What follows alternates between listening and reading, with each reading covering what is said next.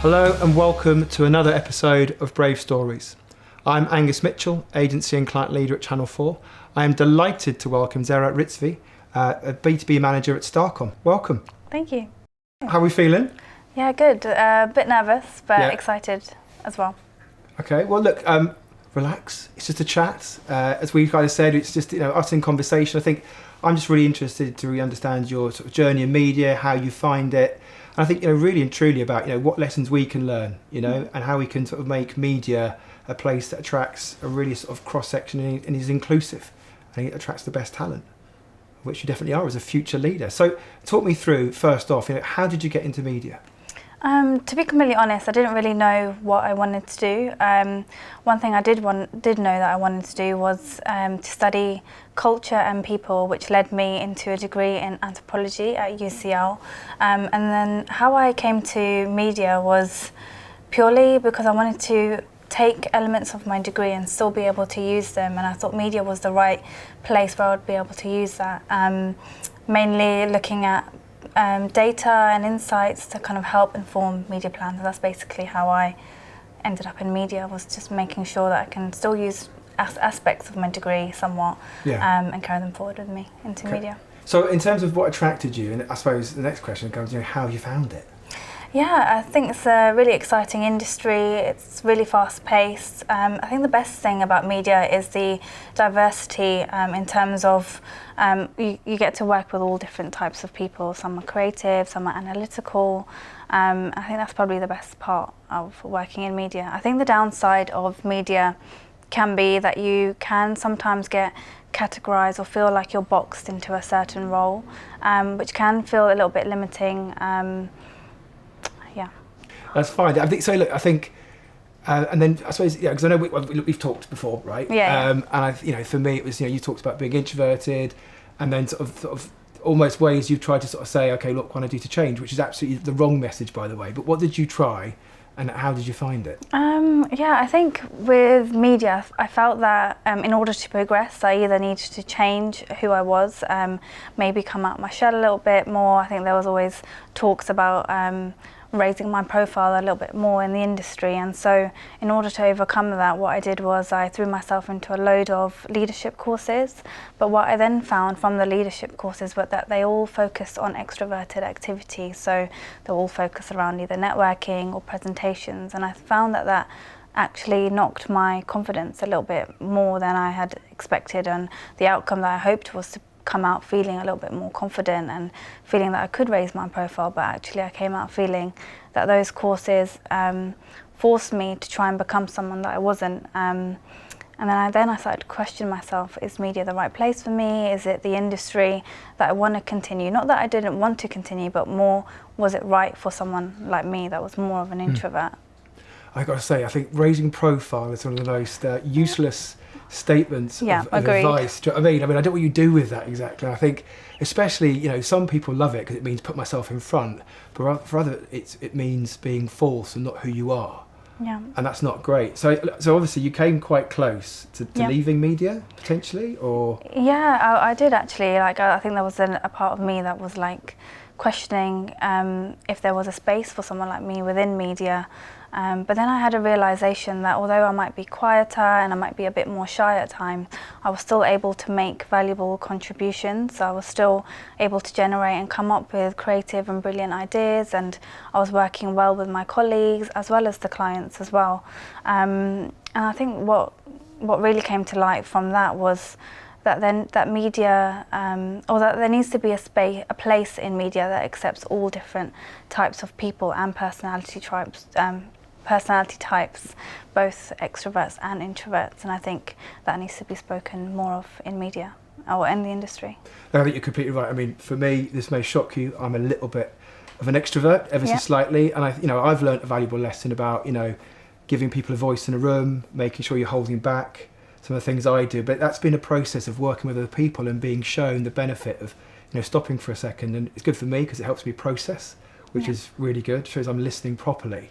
But it's been a fantastic lesson in really including the room in a thing. I think it's something we could definitely sort of learn from as well.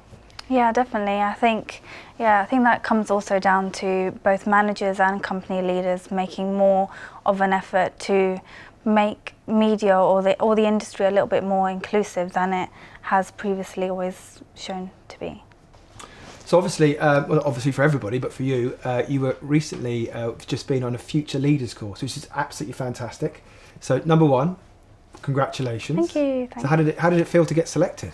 It was great. Like, it felt great to get selected. I was nervous and excited at the same time. It was something I was doing out of my comfort zone, but mainly just to see what the leadership team has to offer, and also how I could contribute as an employee at Starcom to that course as well.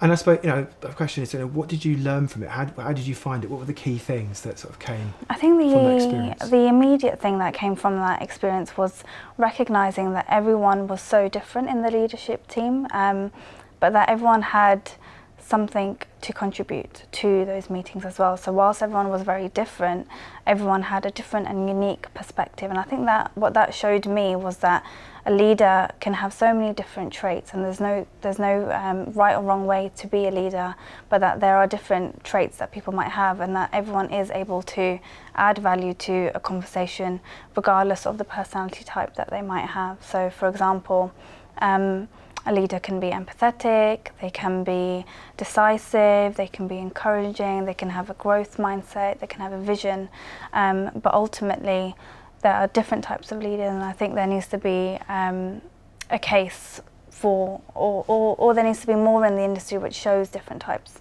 of leaders more openly. So it's really interesting, hearing about you. Was that quite a relief to sort of see the fact that not everybody was that sort of brash, outward-going sort of caricature that we sometimes hear about? Yeah, I think growing up as well, like the prime leaders of my times were like Elon Musk, Bill Gates, Jeff Bezos. They were all quite bold, brave, courageous. They all had the ability to think, or it seemed as though they had the ability to naturally think on the spot, and just eased loads of confidence. But then I think joining that course, it almost felt like a safe space as well, because everyone was so different.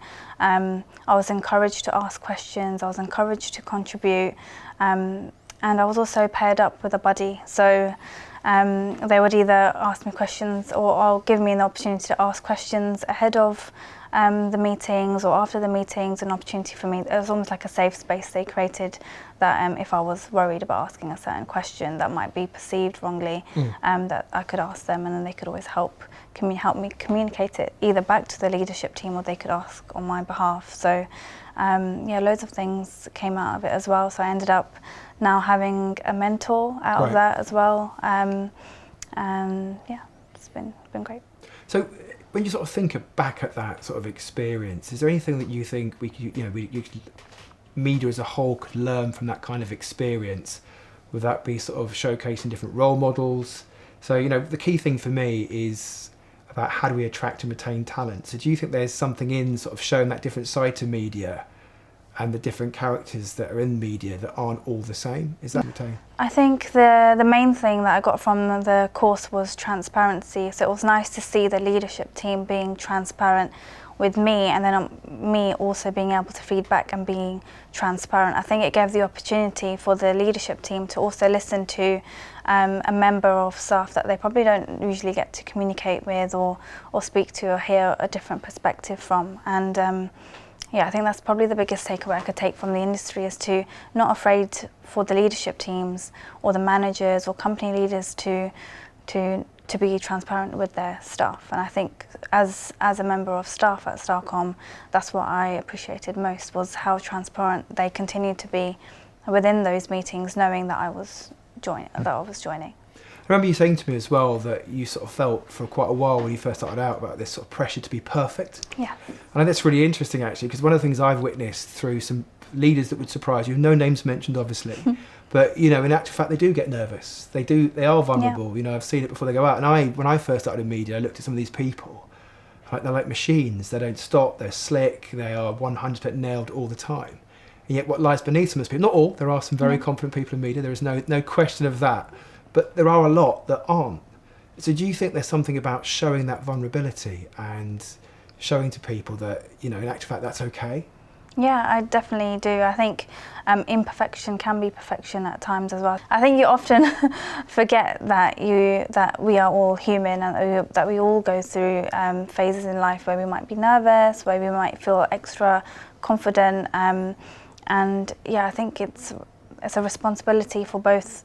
I think also employee. I don't know, why do I keep calling it employees? It's not employees. It's employees are. Yeah, I think it's a responsibility for both the company, but then also junior members of staff to not feeling afraid to speak out and be honest if they are feeling nervous, they are feeling or they are feeling confident, vice versa. And I think that as a result means that you have your team to help support you, to help you bring out the best in you. For me, the other question is, we talk a lot about inclusivity, like a lot. Yeah.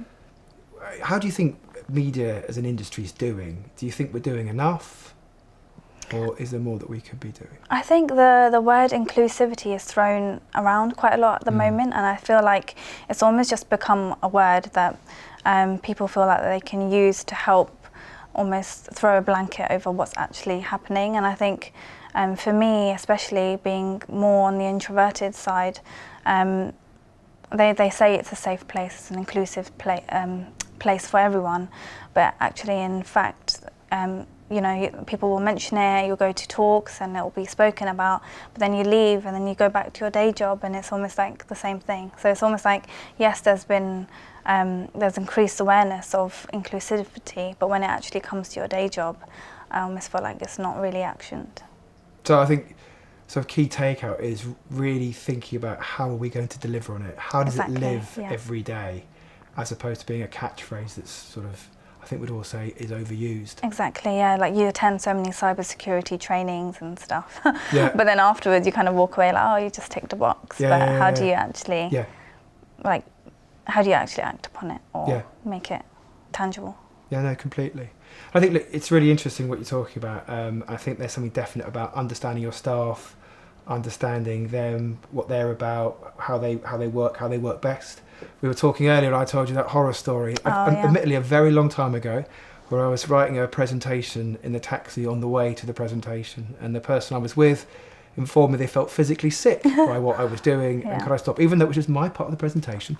And I learnt a valuable lesson from that, which was that my actions, whilst I'm fine with them, and I didn't mind that, had a massive impact on the people around me. Is that something that you found as well, in terms of from this process, sort of learning about sort of how to have those conversations with your boss? Has that made things easier for you with regards to, I'm not saying it's a problem with the boss, but do you know what I mean? Just having that kind of conversation where you can be more sort of open.